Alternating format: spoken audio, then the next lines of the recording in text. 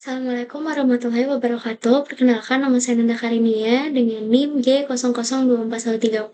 Saya dari kelompok B4. Saya akan mengerjakan tugas mengenai referat anatomi, mengenai flexus brachialis. Jadi, seorang pria 30 tahun mengalami kecelakaan motor dan mengeluhkan eh, kelemahan pada lengan kanan serta kesulitan menggerakkan bahu. Pemeriksaan menunjukkan penurunan kekuatan otot deltoid dan biceps serta hilangnya sensasi di sisi lateral lengan atas. Yang pertama, jelaskan anatomi lengkap plexus brachialis. Nah, jadi ini ada plexus brachialis yang sebelah sini. Ini adalah plexus brachialis. Nah, plexus brachialis ini adalah jaringan saraf yang terletak di daerah leher dan bagian atas toraks.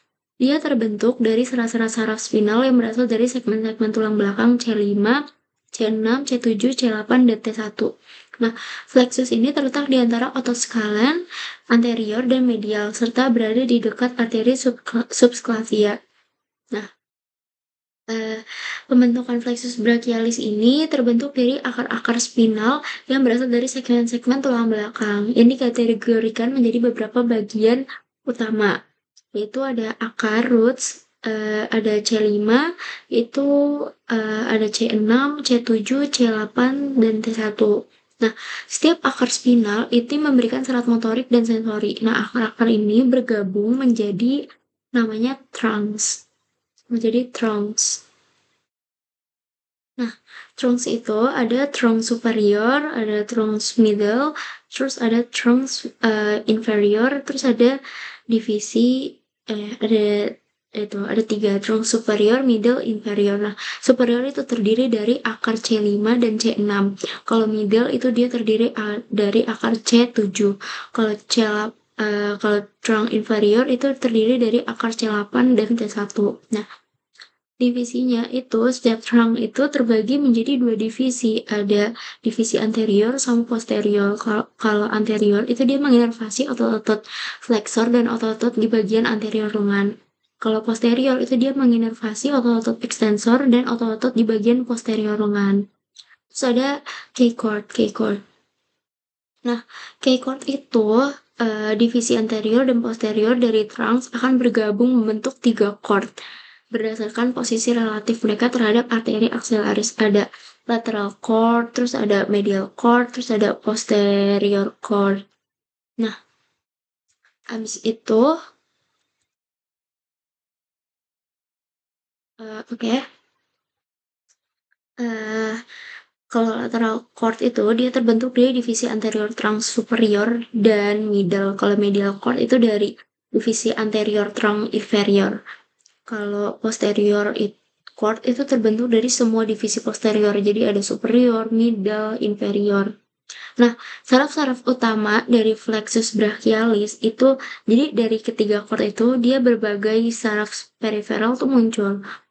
Jadi ada dari lateral cord itu ada nervus musculocutaneous dan nervus medianus.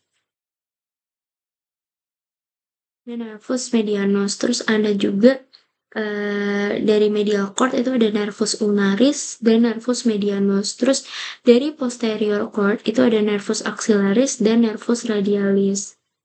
Selanjutnya, oke, aku jelasin satu-satu. Nervus musculocutaneous itu dia menginervasi otot-otot flexor lengan. Jadi seperti bicep brachii. Jadi dia memberikan sensasi ke kulit bagian lateral lengan.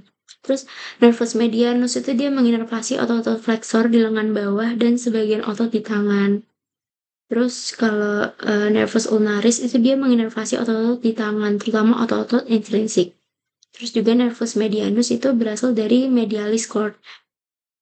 Kalau nervus axillaris itu dia menginervasi otot deltoid dan teres minor serta memberikan sensasi pada kulit di atas bagian lateral bahu. Kalau radialis itu dia menginervasi otot-otot ekstensor di lengan atas dan bawah.